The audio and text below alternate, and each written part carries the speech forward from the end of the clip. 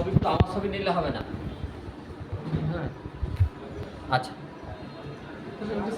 পেপারটা লাগবে না।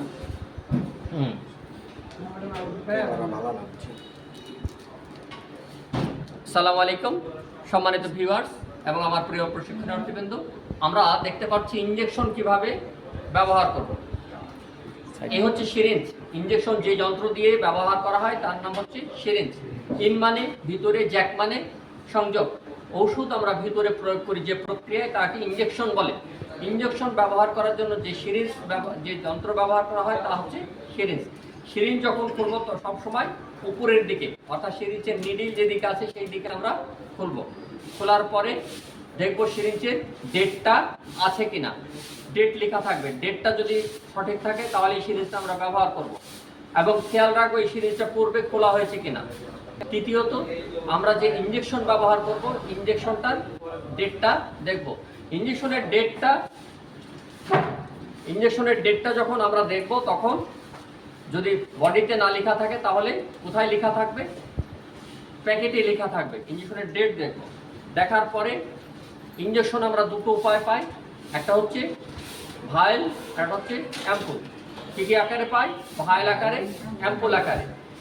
অ্যাম্পুল হলে ইনটেক থাকে, সমস্যা নাই, কিন্তু ভায়েল হলে সেফটি কর্ক থাকে। সেফটি কর্ক যদি মুভিং হয় অর্থাৎ নড়াচড়া করে আলহামদুলিল্লাহ, আর যদি নড়াচড়া না করে তাহলে বুঝবেন এটা ব্যবহার করে সুপারগুলো মেরে রেখে দিয়েছে। এই জন্য সেফটি কর্কটা বারবার খুলে নাড়াচাড়া দিয়ে দেখবেন যে 5 টাকার কয়েনের মতো যেটা বা কপালের টিপের মতো যেটা ঘুরে বা ফিক্সড হয়ে আছে কিনা। কোনোটার দেখা যায় মেটালের যেটা সেটা দেখাই যায় লাগানো আছে, আর যেটা প্লাস্টিকের সেটা মুভ করবে। এভাবে আমরা সেফটি কর্কটা দেখলাম। দেখার পরে ইনজেকশন কোথায় কোথায় পুশ করা যায়। আইএম ইনজেকশন বাহুতে দেওয়া যায়, বাহুতে দেওয়া যায়। তারপর কোথায় দেওয়া যায়? হিপে দেওয়া যায়, বাটুক, গ্লুটিয়াস, বাটুক, এই দুই জায়গায় দিই এবং এখানেও দিই, থাইও দিই। যাই হোক, সব থেকে বেশি দিয়ে হচ্ছে আমরা এখানে আর এইখানে যখন দিই তখন আমরা হাত এইভাবে করি। দেখুন তো নরম হচ্ছে, নরম। আচ্ছা, হাত এইভাবে যদি দিই তাহলে নরম হচ্ছে। নরম হলে দেওয়া আমাদের সুবিধা হবে, ঠিক আছে। আর যদি এইভাবে ছেড়ে দিই তাহলে কষ্ট হবে।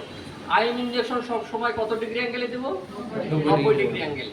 আইএম ইনজেকশন সবসময় 90 ডিগ্রি অ্যাঙ্গেলে আমরা পুশ করব। ইনজেকশন ভাঙার আগে আমরা যে জিনিসটা দেখব, আমরা অনেক সময় হাত কেটে ফেলি, অ্যাম্পুল ভাঙার আগে হাত কেটে ফেলি, ঠিক আছে। আমরা যে সিরিঞ্জটা ব্যবহার করব সিরিঞ্জের যে প্লাস্টিকটা থাকে সেটা লাগিয়ে নিয়ে মোচড় দিলেই ভেঙে যাবে। অনেক ইনজেকশন আছে, রেডিয়েন্টের ইনজেকশন আছে, তাদের আবার একটা বিন্দু চিহ্ন থাকে, বিন্দুর অপোজিটে ভাঙতে হয়। আপনি এই দিক ওই দিক টান দেবেন তখন ভাঙবে না। আচ্ছা, আমরা বলেছি নিডিলে কখনো হাত পড়বে না, নন টাচ টেকনিক। আমাদের হাতে কি আছে? এনজাইম আছে। এনজাইম কি করে? খাবার হজমে সহায়তা করে, বা হজম মানেই ভিতরে যে পচবে, এই খাবার পচনে সহায়তা করে।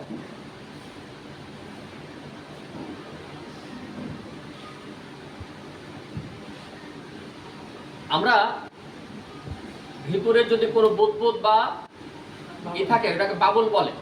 বাবুল থাকলে বাবুলটা বের করে দিতে হবে।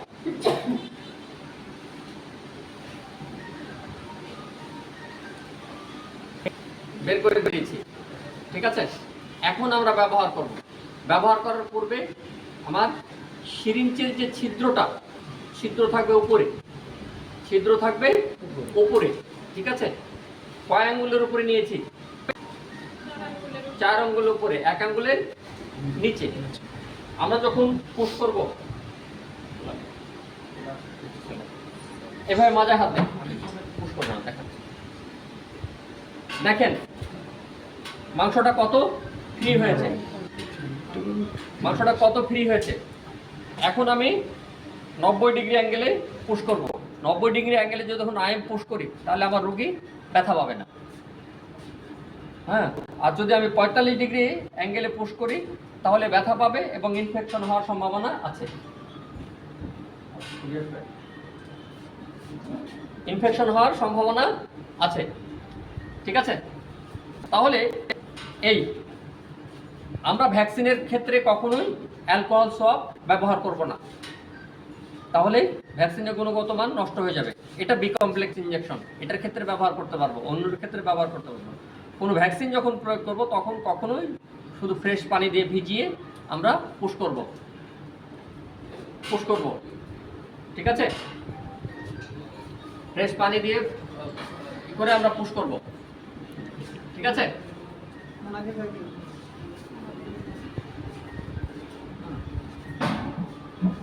নেন একজন পুশ করেন, আমরা করেন।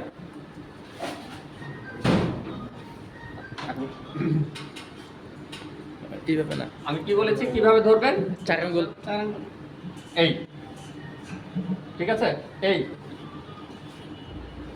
হ্যাঁ, নীলের ছিদ্র কোথায় থাকবে? উপরে। উপরে। এই হাত, হ্যাঁ, আমি এখানে আর হাত দিবেন না, এখানে যেহেতু সব দেওয়া হয়েছে, ঠিক আছে? হ্যাঁ, ছিদ্র উপরে থাকবে, উপরে আছে। আরো আরো হাত নরম করেন, হ্যাঁ, 80% পুশ করবেন। হ্যাঁ, এখন এখানে ধরেন, গোড়ায় ধরেন, ওই হাত দিয়ে গোড়ায় ধরেন, ওই হাত দিয়ে বাম আরে হাত, ওই বাম হাত হাত। দিয়ে, ওই হাত দিয়ে আমি যেখানে ধরেছি গোড়ায়, এখানে, যাতে রোগী নাড়াচাড়া না করলো। এখন যে জিনিসটা করতে হবে, ব্যাক পাস করতে হবে। কেন ব্যাক পাস করব? কারণ রক্ত আসে কিনা আইএম দিয়েছি আমি, কোনো রক্ত আসেনি। এখন স্লোলি পুশ করবেন, স্লোলি, কুইকলি না। যদি কুইকলি করেন তাহলে রোগী ব্যথা পাবে, ঠিক আছে?